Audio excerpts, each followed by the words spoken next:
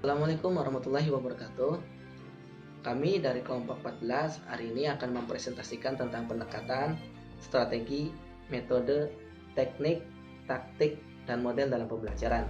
Dengan saya sendiri Adit Cahyono, dan nantinya ada Leni Anggraini dan Dimas Wisnu. Baiklah, mari kita masuk ke pembahasan. Baiklah, yang pertama, mari kita masuk ke dalam penjelasan daripada apa itu pendekatan pembelajaran.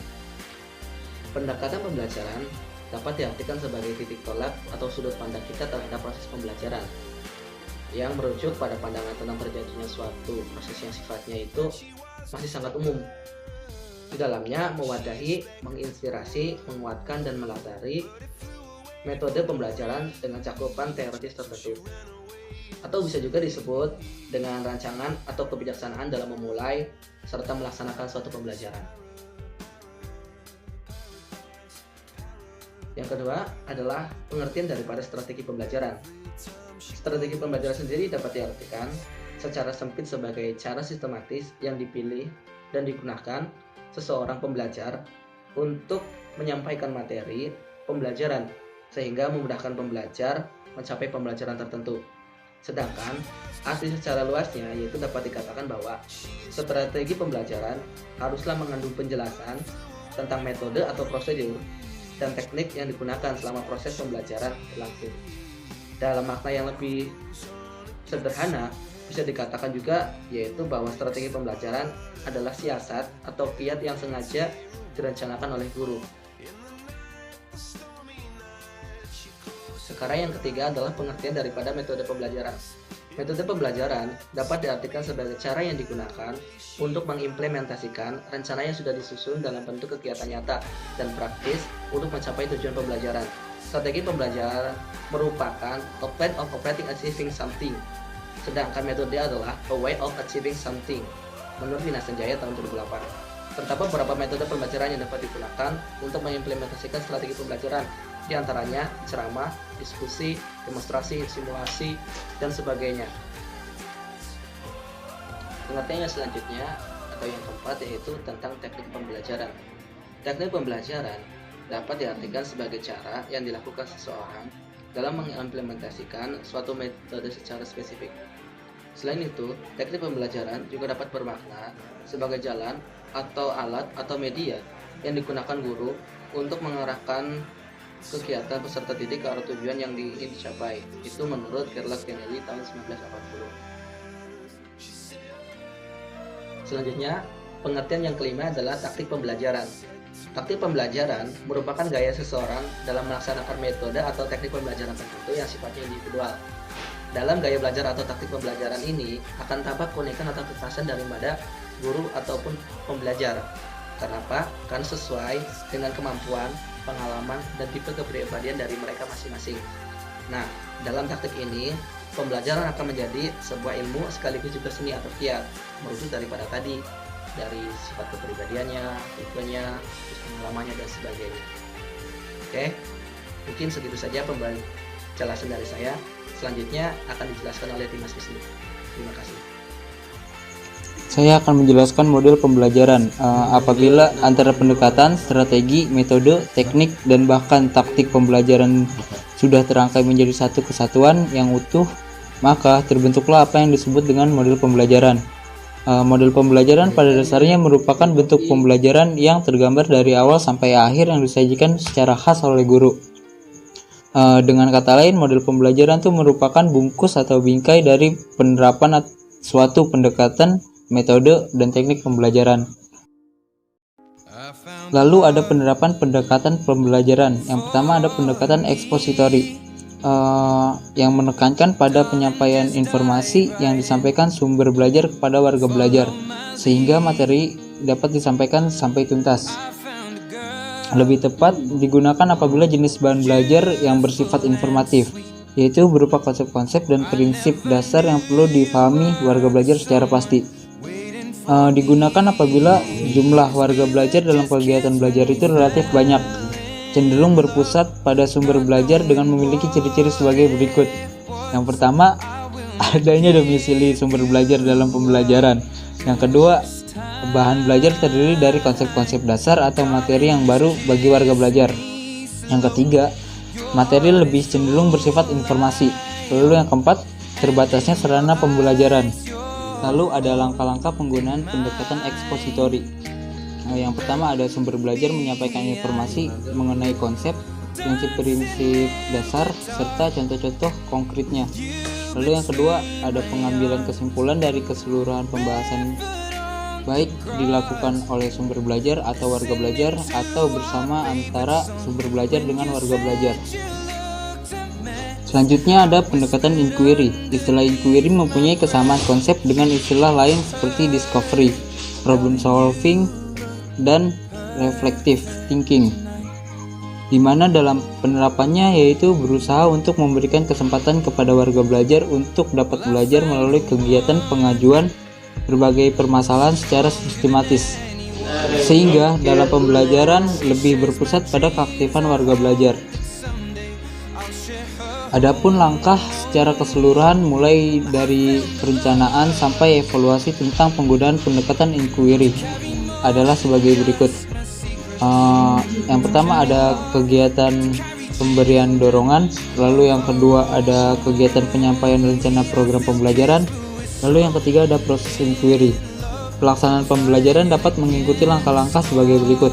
Pengajuan permasalahan, terus ada pengajuan pertanyaan penelitian atau hipotesis, lalu ada pengumpulan data, lalu ada penarikan kesimpulan, lalu ada penarikan generalisasi. Selanjutnya ada penerapan strategi pembelajaran. 4 unsur strategi dari setiap usaha yaitu mengidentifikasi dan menetapkan spesifikasi dan kualifikasi hasil output dan sasaran atau target yang harus dicapai dengan mempertimbangkan aspirasi dan selera masyarakat yang memerlukannya. Lalu yang kedua, mempertimbangkan dan memilih jalan pendekatan utama yang paling efektif untuk mencapai sasaran. Lalu yang ketiga ada mempertimbangkan dan menetapkan langkah-langkah yang akan ditempuh sejak titik awal sampai dengan sasaran. Lalu yang keempat ada mempertimbangkan dan menetapkan tolok ukur dan patokan ukuran untuk mengukur dan menilai taraf keberhasilan usaha. Lalu ada penerapan metode dalam pembelajaran. Adapun manfaat dari metode dalam pembelajaran yaitu guru dapat menyajikan materi pelajaran dengan baik dan dapat diterima murid dengan baik. Terus ada guru dapat mengetahui berbagai macam metode pembelajaran. Lalu guru dapat mengendalikan situasi kelas.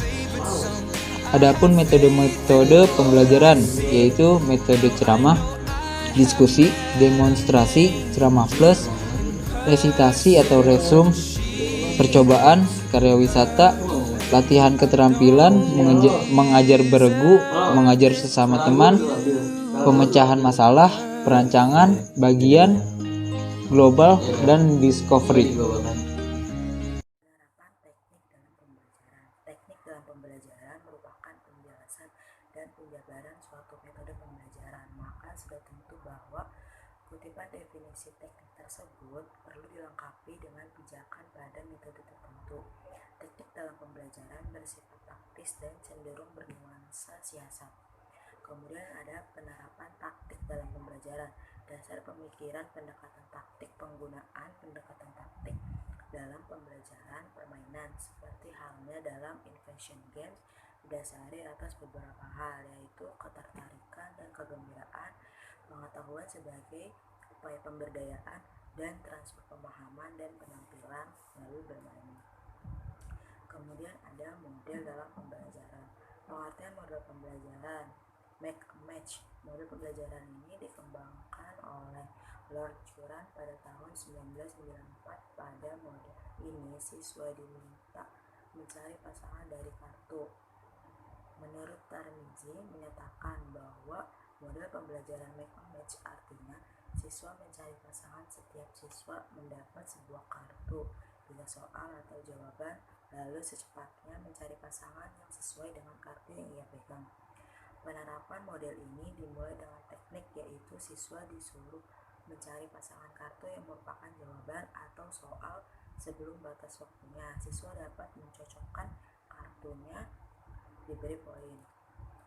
Langkah-langkah pembelajaran make and match. 1.